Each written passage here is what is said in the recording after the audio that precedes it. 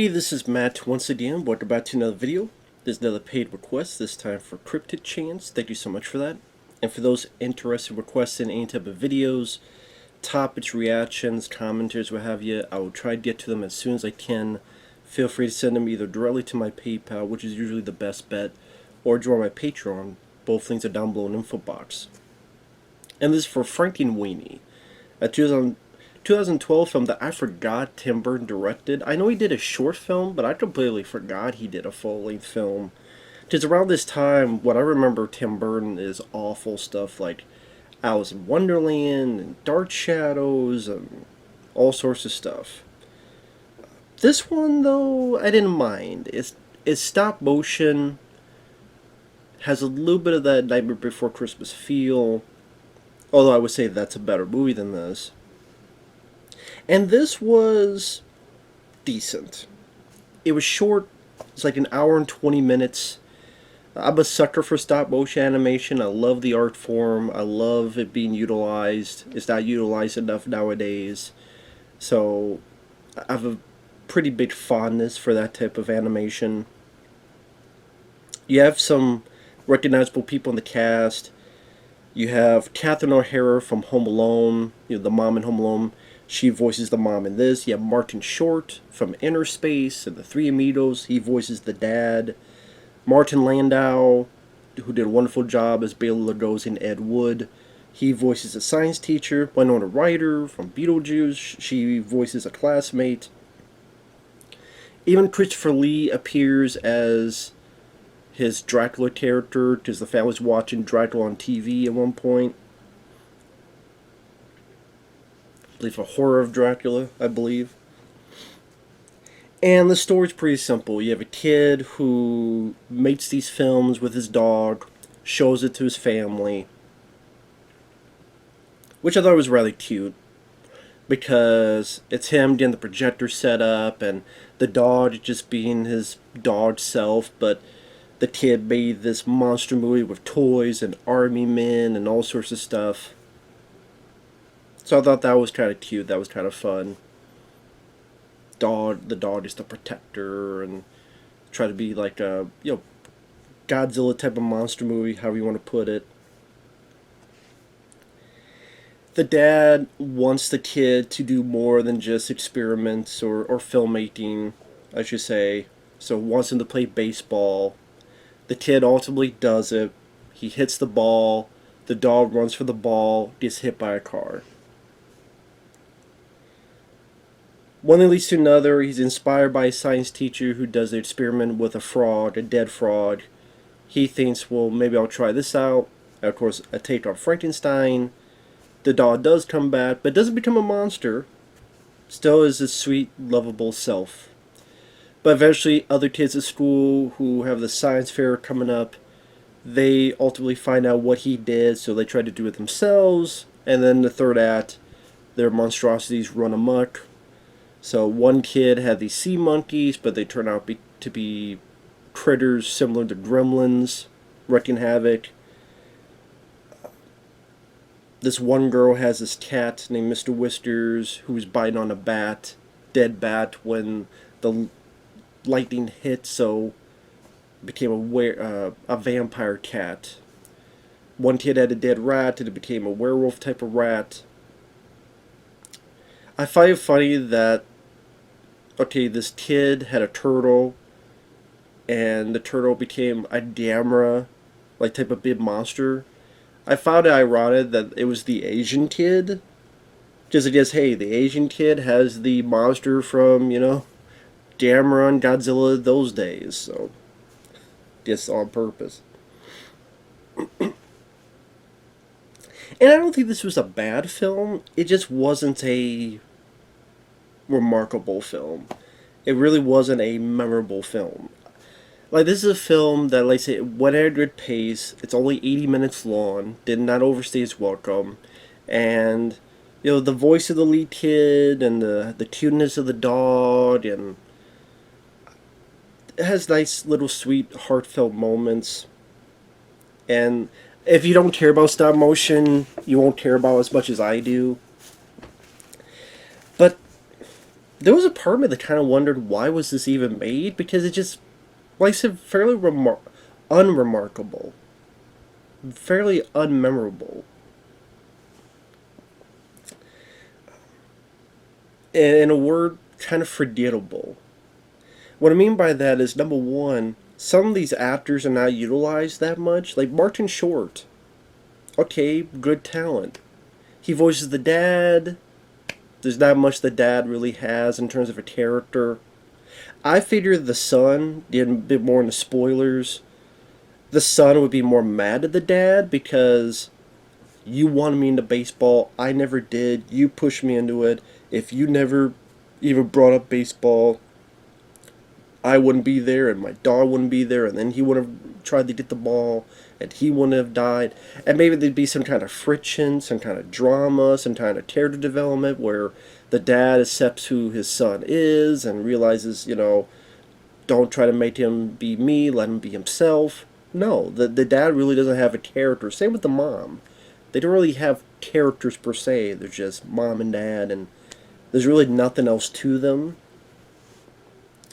Martin Landau is a science teacher. He appears maybe 3 times, and then halfway through the film, his character gets fired, and you never see him again. Winona Ryder, I don't know, I guess you would call her a love interest, but at the same time, you see her, like, again, maybe twice or 3 times by the time you get to the third act. One, she's very glum going to school, and her dad, which I think he's voiced by Martin Short as well. He's the mayor, wants to be the mayor or something, and she's very glum. I think there's one time she has a brief conversation with the lead kid. And then in the third act, her dog is taken by the vampire cat, and the Frankenweenie has to go save that poodle, that dog. I don't know if it's a poodle, but I'm bad with dog breeds and stuff. Bad with names as well. But like, there's really no development of her, whether she's supposed to be a love interest, or whether she's supposed to be anything else. And that's what I mean. For a good chunk of the film, you're sitting there going, where's this movie going? Is this film going anywhere? Like the whole filmmaking aspect at the beginning of the film, that seems prominent, that's never brought up again. I'm like, okay, now he's Frankenweenie. Is he now gonna, because now he looks a bit different and maybe a little bit disfigured, is he now going to make monster movies and he's going to make these films for the potential? Because he's going to have to tell his family eventually, can't hide his dog forever. You would think he would know that. So maybe he's going to make these films, or no, the filmmaking aspect is completely dropped after the first 5 minutes. So it's kind of going through the motions, and it's getting by very nice looking visuals, because the stop motion is great to see. The designs is definitely reminiscent of his short film. Tim Burton did a short film, Vincent, which I reviewed. It's very much looking like that. I mean, the kid himself looks like a young Tim Burton. The music fit the film fine enough, but just there's nothing that...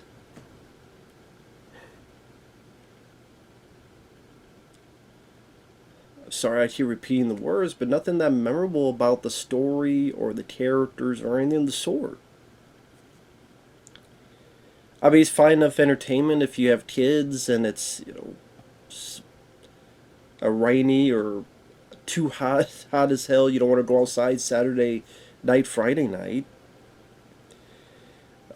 You have other supporting characters. You have Edgar, the snaggletooth hunchback. You have the Asian kid who's too cocky. You have the overweight kid. And then you have this other kid, I forgot what his accent was. Definitely had a thick accent. And they all do their pet cemeteries, just like Leakey did his pet cemetery when he got his dog Sparky. And once in a while, there's a cute bit of business. For example,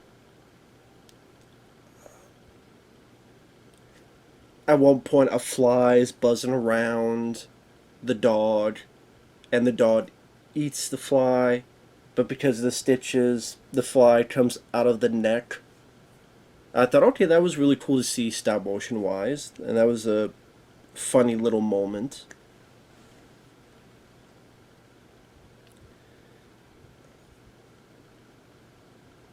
But at the same time, again, I kind of, as I watch, I'm going, where is this really leading? Where is this really going? Just like you said, it just doesn't feel it's going nowhere.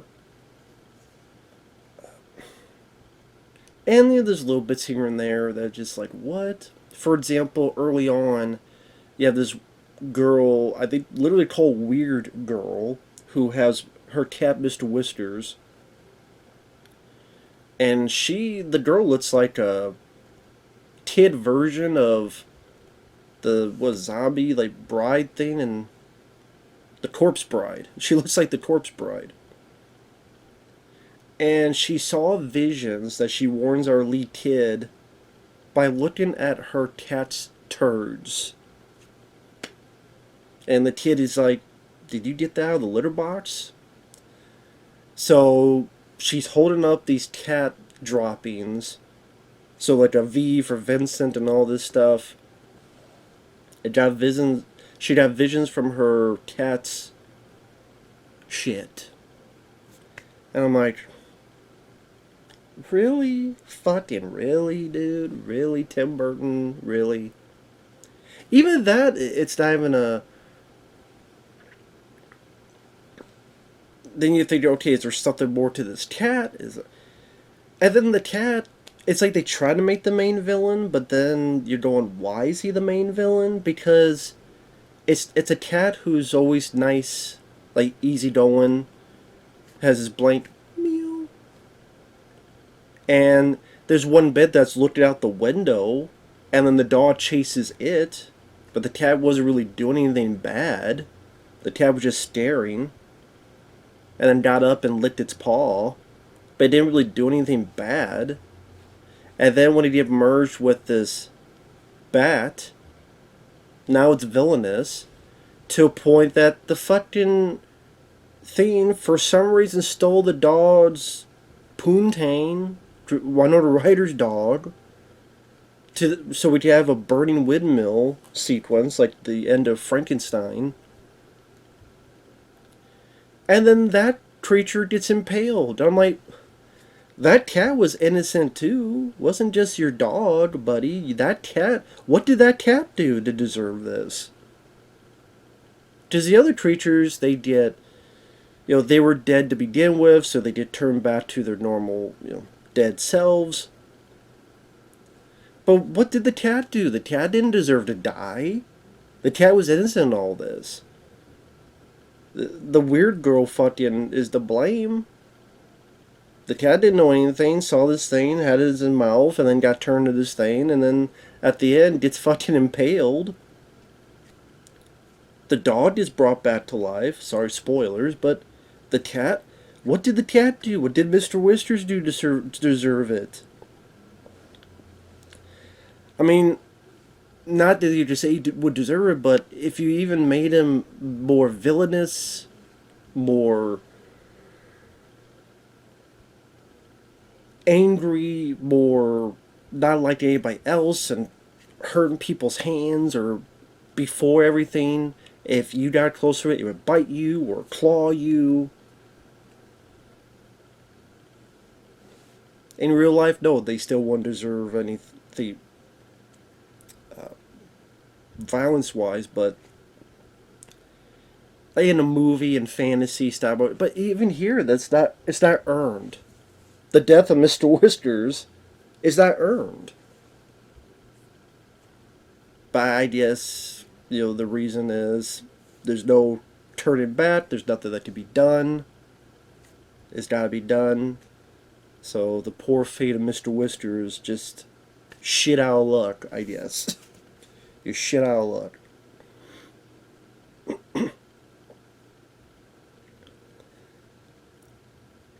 And again, super spoilers. There's a bit where the dog saves the kid. The dog goes back to get the Winona Ryder's dog. Actually, no, that's not true. The dog saves the kid, and then the vampire cat drags the dog back in, and then gets impaled, and then you think the dog's dead, and they recharge it, and then it's alive. Excuse me. And then that's the end of the movie. Even the whole thing where they have the bit where the mob is so angry and they see the dog and they chase after the dog toward, to hunt it down. Even that doesn't make a whole lot of sense, because during this fair there's clearly all these other animals, including a Gamera Godzilla-sized creature. And it's like none of these other people notice that. They just go, what's going on? And then they see the dog and they think the dog caused everything. Okay.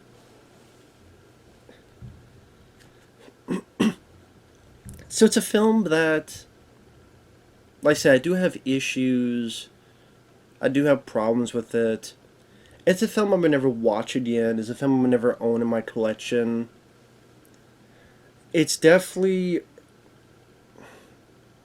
It's easy to watch as a time waster, again, because of the short running time, which is refreshing with so many other films that overstay their welcome and being 2.5 hours. There's a very brisk 80 minutes. And yet the stop motion, if you don't give a shit about it, oh well. I do. And it's fun to watch that on a visual sense. The design of the dog and the way they have the dog act was cute. And overall, it's a harmless film, but like I said, it seems like you have a lot of talent in the cast, let alone the director, kind of wasted on a film that might as well stayed as a short film, to be honest. And that's the thing, if this was a short film, there's really nothing in here that made it seem worth it to make into a feature-length running time. That's just me. But do I think it's a bad film? No. I mean, I would rather watch this, the Alice in Wonderland movies, or Dark Shadows, or etc. So, definitely better than Planet of the Apes from 2001. So I guess if his newer films, one of the better ones. So with that said, thanks for watching. We'll see you later. Bye-bye.